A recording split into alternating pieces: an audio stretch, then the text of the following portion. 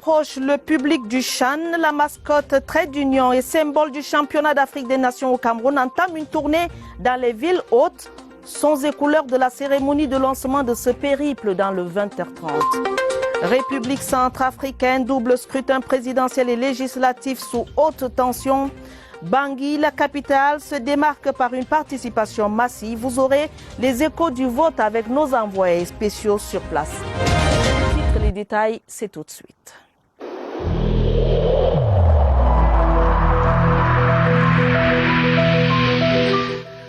Il est essentiel que les mesures qui ont été indiquées soient absolument respectées par chacun de nous.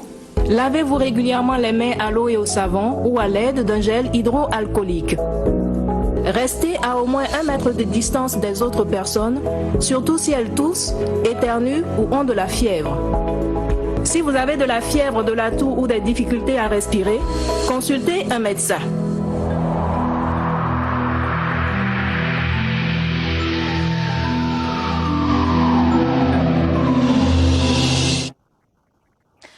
Madame, Monsieur, bonsoir une fois de plus. Merci de nous recevoir chez vous. Drame sur l'axe Yaoundé-Bafoussam, au lieu dit Pont de Nomalé, près de Ndikinimeki. L'accident mortel de la circulation routière survenu vers 2 heures du matin ce dimanche a fait plus de 30 morts et près de 20 blessés graves au dernier bilan. Une mission interministérielle est immédiatement descendue sur les lieux du drame. Le ministre de l'administration territoriale et celui des transports sont allés évaluer et prendre des mesures qui s'imposent. Augustin Guizana.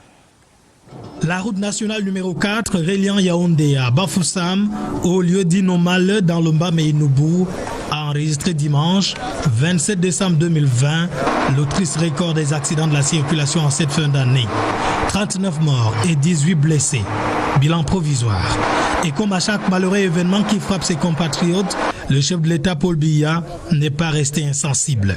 Le chef de l'État également a chargé le ministre de l'administration territoriale de transmettre ses sincères condoléances à toutes les familles endeuillées et a également émis le vœu de prompt rétablissement à tous les blessés qui sont dans les hôpitaux. Sur place, les membres du gouvernement dépêchés par le président de la République ont eu les circonstances du drame. Probablement un problème de dépassement 37. Et c'est le bilan que nous avions provisoire. Malheureusement, nous vient encore d'apprendre le ministre que 2 parmi les 20 ont rendu l'âme. Ce qui porte au total donc à 39. Le ministre de l'administration territoriale et son homologue des transports se sont rendus par la suite au chevet des blessés internés à l'hôpital des districts de Ndikinimeki. On a reçu au total de 12 patients, contusion abdominale, traumatisme des membres, traumatisme crânio-encéphalique. Tous ont été stabilisés et référés dans les hôpitaux de plateau technique plus élevés que ceux de Ndiki.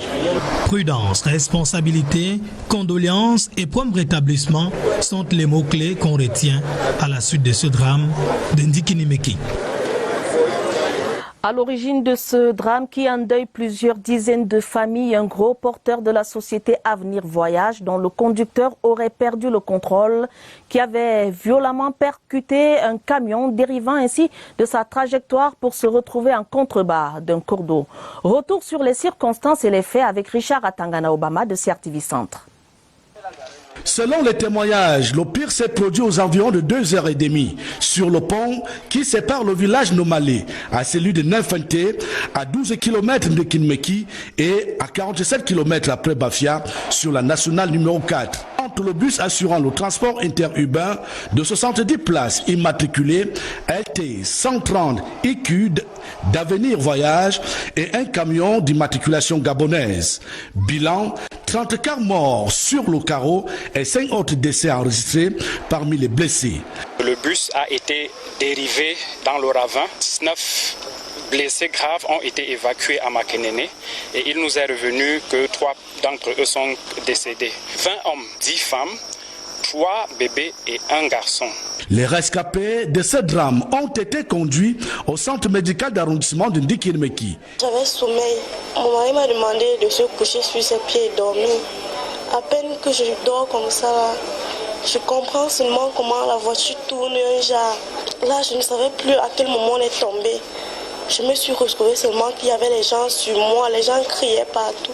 J'étais emporté par le sommeil. Dès que je me suis réveillé, j'ai regardé le chauffeur était derrière moi. Bon, j'ai fait l'effort de sortir. Les enquêtes sont ouvertes. Un drame de plus qui en appelle à un renforcement du contrôle, de la répression et de la vigilance des forces de défense et de sécurité sur nos axes routiers.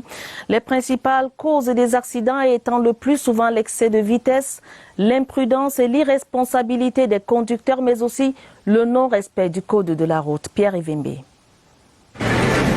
Sacrée année 2020, on n'en avait pas encore fini avec le spectre de la pandémie qu'elle nous sort une dernière carte à quelques heures de la nouvelle année. Une trentaine de morts dans cet accident sur le pont de Nomalé, 3 morts sur la route Mengong-Saint-Mélima en un jour, c'est trop. Et pourtant, le gouvernement a pris toutes les dispositions nécessaires pour une fin d'année sans accident. Les éléments de l'opération contrôle, surveillance, répression ont réussi à rendre la route muette et les usagers indélicats bavards. Pleurnichards. Ce sont eux qui soufflent le chaud et le froid sur le code de la route, imaginant des astuces pour contourner la sécurité des bérets rouges. C'est votre vitesse. Oui, on a vu ça en 2 km. Qui nous pose problème. C'est ça que nous pénalisons. Excès de vitesse, mauvais dépassement, fatigue, ivresse. Et la dernière infraction, c'est la pression mise par les responsables d'agences sur leurs chauffeurs. Des actes générateurs d'hécatombes comme celle de ce dimanche. Nous avons là des gars qui font la vitesse sur le terrain. Il faut justement réguler cette vitesse. Il y a des infractions telles que le nombre de ceintures de sécurité qui sont des infractions usuelles. Il y a également le chevauchement de la ligne continue, les excès de vitesse. 2021 va arriver à sa vitesse, c'est sûr. Certainement pas à la vitesse des usagers civiques qui malheureusement entraînent des innocents dans leur perte. Et ce communiqué qui nous parvient tout juste, le ministre des Transports porte à la connaissance de l'opinion publique qu'un grave accident de la circulation routière est survenu dans la nuit du samedi 26 au dimanche 27 décembre 2020 dans les environs de 1h du matin sur l'axe Yaoundé-Bafia au lieu dit Pont de Nomalé dans l'arrondissement de Ndikini-Meki. Le bilan actuel fait état de 35 morts dont les corps ont été déposés à la morgue de l'hôpital central de Yaoundé ainsi que de 18 blessés graves pris en charge dans les hôpitaux de district de Bafia et de Ndikini-Meki. Ce malheureux accident est la conséquence d'une collision entre un bus de la compagnie de transport interurbain de personnes Avenir Voyage en provenance de Koutaba circulant dans le sens Bafia-Yaoundé et d'un camion immatriculé DU 149 AA circulant dans le sens inverse. Aussitôt informé de ce triste événement, le président de la République, chef de l'État, a dépêché une mission interministérielle constituée du ministre des Transports, du ministre de l'Administration territoriale et du ministre délégué auprès du ministre des Transports à l'effet d'évaluer la situation sur le terrain et de transmettre son message de compassion aux familles endeuillées ainsi que ses vœux de prompt rétablissement aux blessés. Par la suite, le ministre des Transports s'est rendu à l'hôpital central de Yaoundé accompagné du ministre délégué auprès du ministre des Transports ainsi que du gouverneur de la région du centre en vue de procéder à l'identification complète des corps et à leur restitution aux familles en présence des administrations compétentes. Le ministre des Transports fait savoir que les résultats de l'enquête ouverte en vue d'établir les responsabilités permettront de sanctionner aussi sévèrement que l'autorise la réglementation les auteurs de ce regrettable accident. Il saisit une fois de plus cette circonstance pour réitérer à l'ensemble des usagers la nécessité de respecter plus que jamais les règles du code de la route. Il les invite enfin à faire preuve de prudence et de vigilance, surtout en cette période de fin d'année marquée par d'importants mouvements de personnes et des biens sur nos axes routiers. C'est signé du ministre des Transports, Ngalebi Behe Jean-Ernest Massena. Chant 2020, accord parfait entre la mascotte de l'événement et les populations de la capitale. La cérémonie de lancement de la tournée nationale de Tara a eu lieu ce dimanche au palais polyvalent des sports de Yaoundé. Un événement présidé par le ministre des Sports qu'entouraient d'autres personnalités sportives. Le reportage de Germain Noël Essengé. Esplanade du Palais des Sports ce dimanche à Yaoundé. Le rythme des 4 airs culturels du Cameroun meuble l'ambiance. C'est dans cet environnement festif que le président du COCAN et sa suite arrivent solennellement. Le temps de quelques allocutions et la mascotte Tara rentre sur scène. Que les Camerounais s'approprient de la cérémonie qui est en train d'arriver, que le lancement est très très imminent. Ceux qui somnolaient, qui se réveillent, ceux qui marchent, ceux qui commencent à courir pour accueillir cette grande manifestation africaine. Le jeté de ballon qui s'ensuit vers le ciel symbolise l'envoi de Tara, l'amulette du Chan, vers le Cameroun profond à l'annonce de son mariage avec le public le 16 janvier. C'est sous la forme d'un cortège que Tara rentre en ville. L'imposante caravane traverse plusieurs artères. Elle s'immobilise dans certains points chauds où on note ferveur et communion. Les Camerounais, douchés par le glissement de la date du Chan, sont servis. L'effectivité du tournoi réchauffe le cœur et réveille le sentiment de fierté nationale.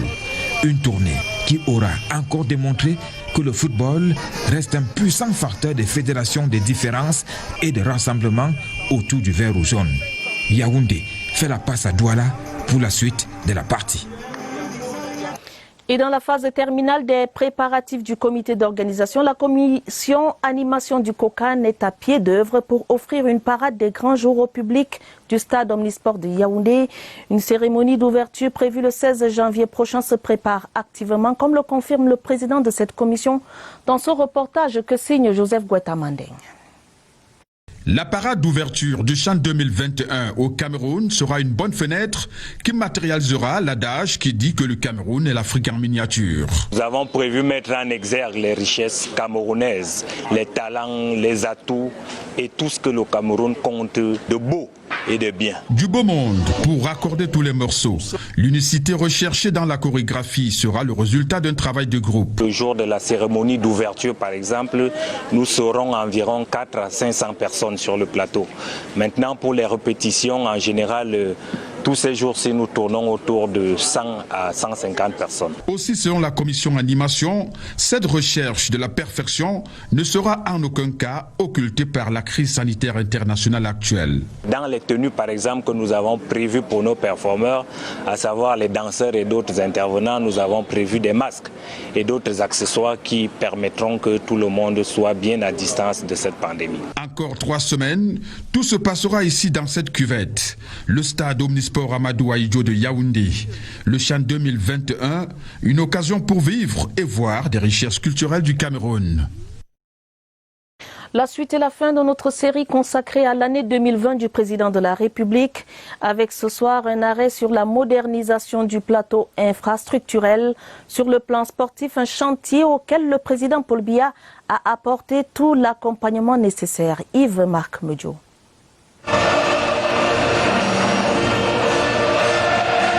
Dans une cuvette de Mfandena pleine à craquer, le président de la République, Paul Biya, fait son entrée au stade Omnisport de Yaoundé pour une énième communion avec le public sportif camerounais.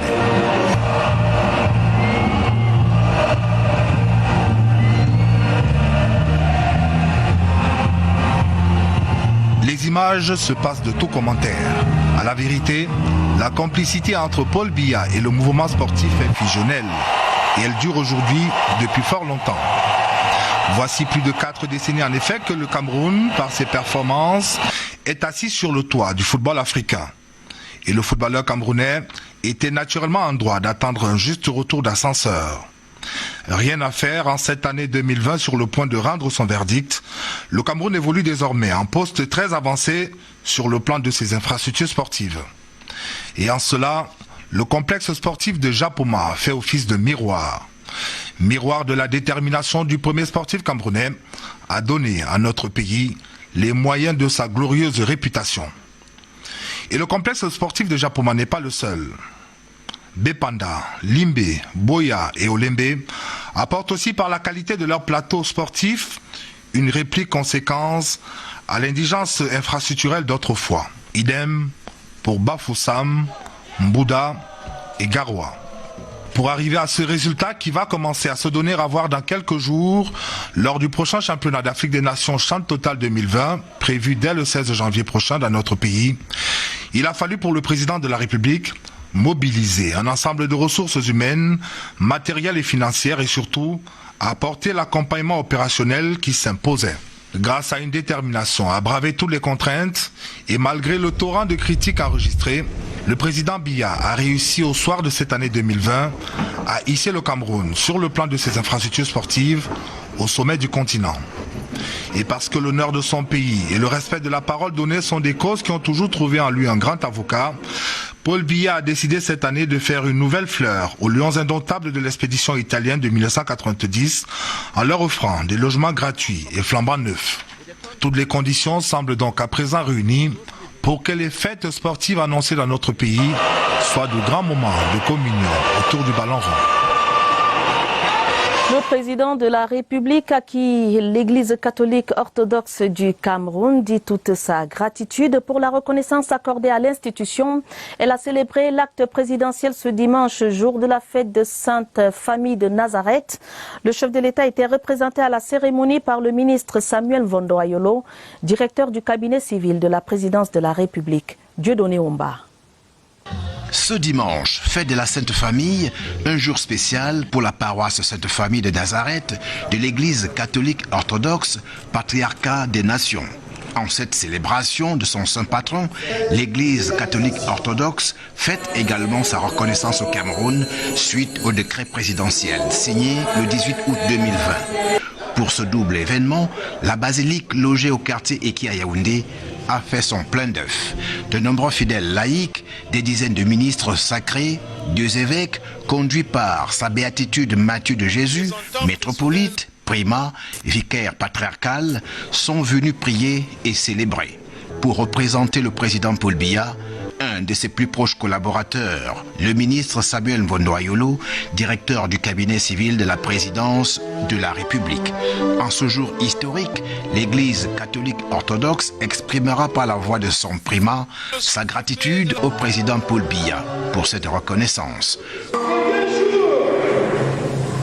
Mémorable et inoubliable, l'Église catholique orthodoxe rend grâce à Dieu qui nous a permis d'obtenir le décret présidentiel de légalisation de notre communauté religieuse. Aussi, l'Église a-t-elle prié pour le chef de l'État camerounais, le gouvernement de la République, sans oublier le Cameroun tout entier, qui doit rester un havre de paix, un pays d'harmonie et de concorde.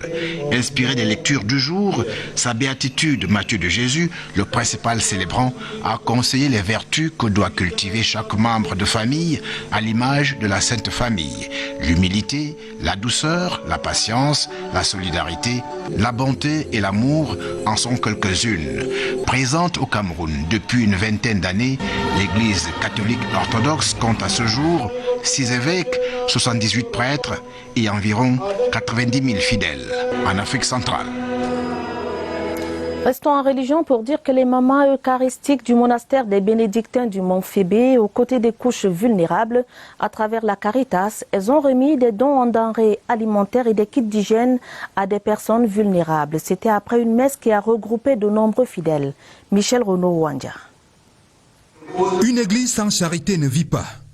Le concept Caritas pour les démunis, ponctué par une messe au monastère des bénédictins du Mont Fébé à Yaoundé, a donné l'occasion au clergé de saluer les œuvres de l'association des mamans du monastère pour leur sens d'altruisme. C'est un bonheur de partager avec les démunis, de partager avec les orphelins. Et aujourd'hui, c'est une grande journée, une journée de la Sainte Famille. C'est le vivre ensemble. Parce que quand on parle d'une famille, une seule personne ne peut pas constituer une famille. Pour ces moments de partage, les orphelins, les personnes démunies et autres handicapés ont reçu chacun un package constitué de denrées alimentaires ainsi que du matériel d'hygiène. C'est une grande reconnaissance à l'endroit des donateurs. Et nous souhaitons donc que Dieu les bénisse et que l'on n'ait plus de moyens que dans les jours à venir et que Dieu bénisse leur action. Des sketchs, Récits et autres prestations étaient la matérialisation de la gratitude des bénéficiaires. Ce dimanche était jour d'élection en République centrafricaine, un double scrutin présidentiel et législatif marqué par des violences à l'intérieur du pays. À Bangui, en revanche, la participation était importante. Retour sur la journée de vote avec notre envoyé spécial Elvis Mbimba. Voter.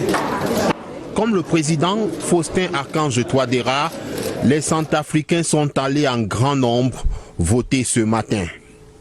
Les difficultés ont été signalées particulièrement dans 3 préfectures.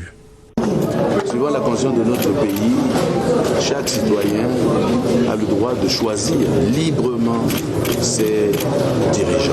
À Bozoum, le matériel est arrivé et au moment où la MINUSCA livrait au démembrement de l'ARN local, il y a eu des coups de feu. Il y a eu de la violence qui a empêché les électeurs d'aller exercer leur droit de vote.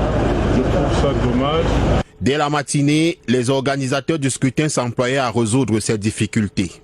Des mesures sont en train d'être prises par l'ANE pour regrouper les centres de vote et donc de mettre les gens dans 2-3 endroits plutôt de plusieurs endroits.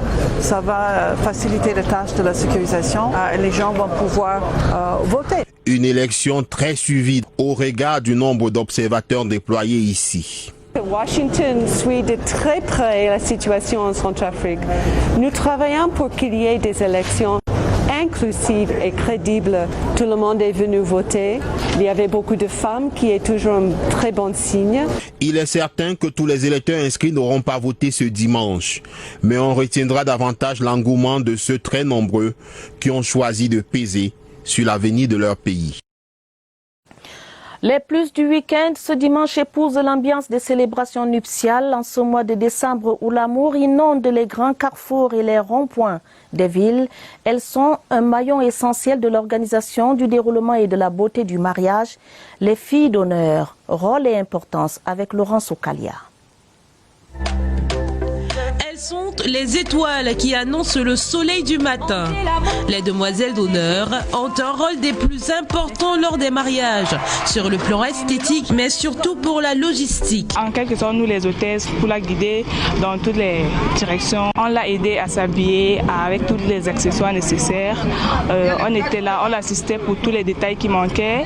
La mariée peut compter sur elle, mais elles ne doivent pas être les plus belles. Si aujourd'hui c'est son jour, les demoiselles d'honneur doivent le crier sur tous les toits. Je suis très contente de porter ce nom aujourd'hui, Madame Bozo. Elles sont aussi dans une espèce de préparation. En étant aussi proche de la mariée, elles pourraient attraper le bouquet. Bébé, je peux me voir en toi. Qu'en est-il du choix du véhicule commis au transport du couple heureux? Les grandes marques de véhicules ou les petites marques qui constituent le cortège nuptial sont-elles un indicateur du standing du mariage? Question à Franck Evina. Klaxons, youyous et cris de joie. Les mariés sont là. Leur présence ne saurait être discrète. Les flonflons de la célébration s'amplifient à mesure que le cortège de voitures s'ébranle. Une scène de liesse courante par 7 ans de fête de fin d'année. Des parades nuptiales autour desquelles se développe un business plutôt alléchant. Pour en savoir un peu plus, nous nous rendons dans une structure spécialisée dans l'organisation des mariages et la location des véhicules. Comme la limousine par exemple, c'est une voiture qu'on loue souvent pour les mariages VIP. Et le prix varie entre 200 000 et 300 000. On donne aussi avec le chauffeur. Et c'est nous qui mettons le carburant aussi dans la voiture. La voiture des mariés doit être l'identité la plus remarquable du cortège. Couronne de fleurs, rubans et autres accessoires ajoutent donc une note festive aux moyens de transport.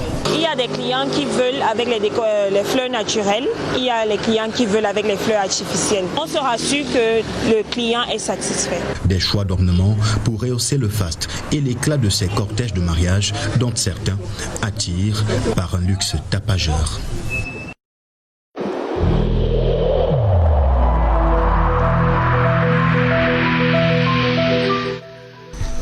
The wearing of face masks in public places will be mandatory until further notice.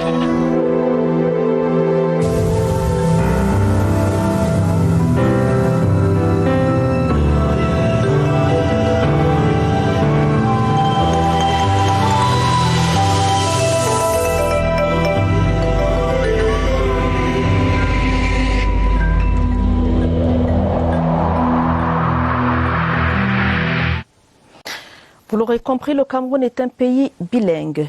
Des nouvelles à présent de la lutte contre le coronavirus au Cameroun. Focus ce soir sur la région de l'Ouest où 14 élèves ont été testés positifs au Covid-19.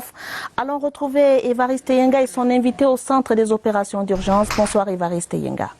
Bonsoir. Légère préoccupation dans la région de l'Ouest.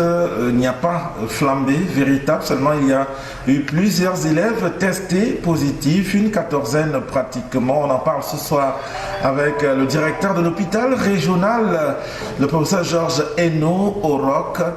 Professeur, bonsoir. Bonsoir. Merci d'avoir accepté notre invitation. Ces élèves testés positifs, quelle est leur situation en ce moment?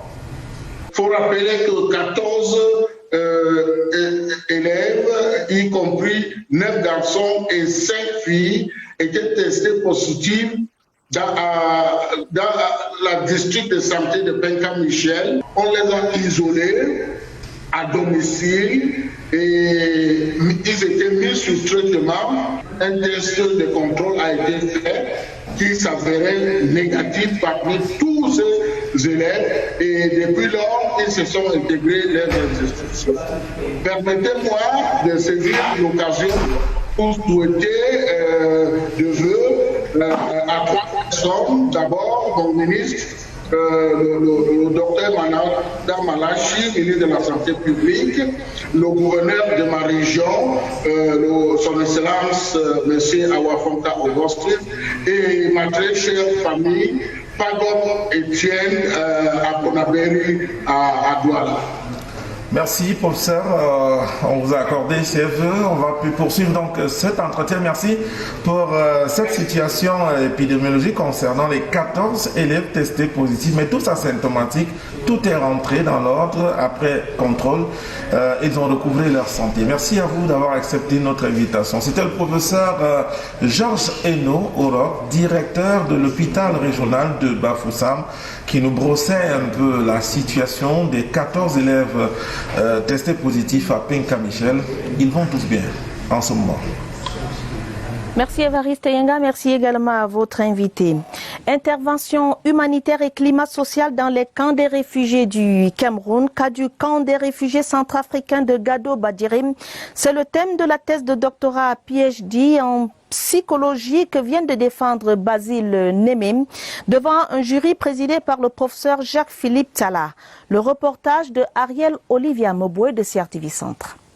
L'une des conséquences des conflits armés, c'est le déplacement massif des populations. Une situation qui impacte le mental et la psychologie des réfugiés. Une actualité qui a amené le doctorant Basile Némé à s'intéresser à la question. Un travail fouillé qui récolte une mention honorable de 15 sur 20. Les principales motivations de notre recherche ont porté sur la vie des camps. Il y a toujours un problème des relations interpersonnelles. Cette étude doctorale montre la vie dans un camp de réfugiés, notamment celui de Gado-Badzéré à l'est Cameroun, qui héberge 25 000 déplacés. Monsieur Némé a soutenu une thèse très importante sur un sujet d'actualité, parce qu'il voulait comprendre le lien qu'il y a entre l'organisation des équipes qui interviennent dans les camps de réfugiés, le lien entre cette organisation et le climat que l'on retrouve dans les camps de réfugiés. À travers ce sujet d'actualité, c'est la question de l'intégration des réfugiés qui est de nouveau mise en débat pour y apporter des réponses durables. Yafé de Place to Be dans la cité capitale. Chaque jour, des milliers de Camerounais y convergent pour rendre cette période de fête plus agréable. Aucun incident enregistré depuis le début de cet événement grâce à une présence marquée des forces de sécurité. Pierre Evimbe. C'était un défi organisé Yafé et un challenge à assurer la protection des milliers de visiteurs et de leurs biens dans ce contexte marqué par de fortes menaces à la sécurité. Police et gendarmerie en symbiose ont mis des dispositifs haut de gamme pour y veiller. J'ai organisé le dispositif de manière à ce que tout le monde soit fouillé. Là vous voyez il y a une sortie de l'autre côté et ici justement c'est les deux entrées. Donc tous ceux qui entrent par là ils convergent vers nous, donc tout le monde passe à la fouille. Les équipements plus perfectionnés que jamais pour renforcer le maillage maillage sécuritaire partout. Pour parfaire le maillage sécuritaire, nous disposons des drones qu'on peut déployer un peu plus en profondeur de la zone et qui nous retransmettent l'image et on peut la retransmettre au poste de commandement. Le respect des mesures barrières pour stopper la propagation du coronavirus n'est pas une vue de l'esprit ici. Peu importe l'affluence, les forces de sécurité restent imperturbables. Nous devons pouvoir assurer leur sécurité et ceci est fait de façon efficace. Elles sont présentes, les forces de sécurité, mais savent s'effacer pour que la fête soit belle et sereine. La maire Denise Fampou de l'arrondissement de Douala 2e a joué à la mère Noël au cercle municipal de Douala. Près de 500 enfants nécessités et démunis ont reçu des jouets pour des fêtes de fin d'année dans la joie et le bonheur. Marie-Gabrielle Feugueux de CRTV Littoral.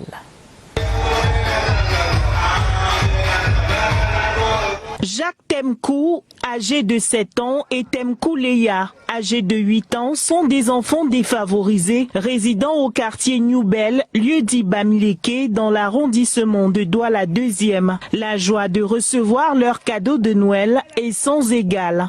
Merci Madame le maire pour cette guitare. Et je pourrais m'amuser pendant les congés. Je suis très contente du cadeau que Madame le maire nous a donné. Ça me permet de passer un bon Noël et que mes parents soient aussi joyeux. Comme ces derniers, plus de 450 autres enfants démunis venus des 33 quartiers de cet arrondissement de la capitale économique camerounaise ont également reçu des cadeaux de la maire de Douala 2e. Denise Fampou a revêtu la tenue de Mère Noël pour la circonstance.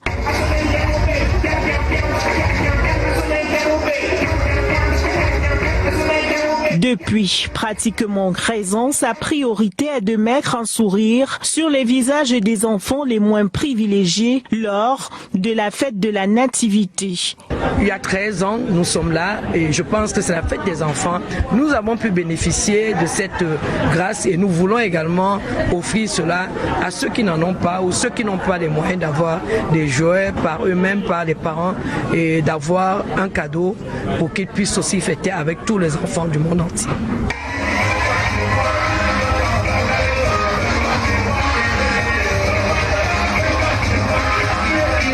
La fête de Noël à la mairie de Douala 2e se déroule en présence du Père Noël pour la plus grande joie de ses enfants et de leurs parents qui ont eu du beau moteur. Fin du journal à retenir, choc brutal, douleur intense, bilan très lourd, plus de 30 morts sur l'axe Yaoundé-Bafoussam, les cœurs saignent de douleur dans les familles endeuillées.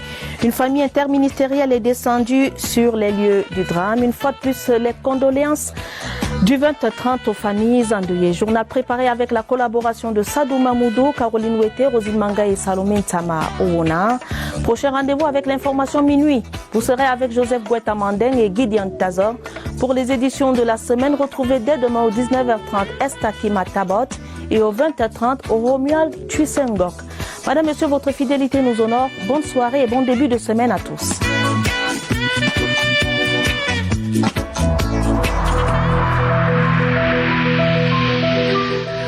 Évitons de stigmatiser ceux qui sont atteints par la maladie.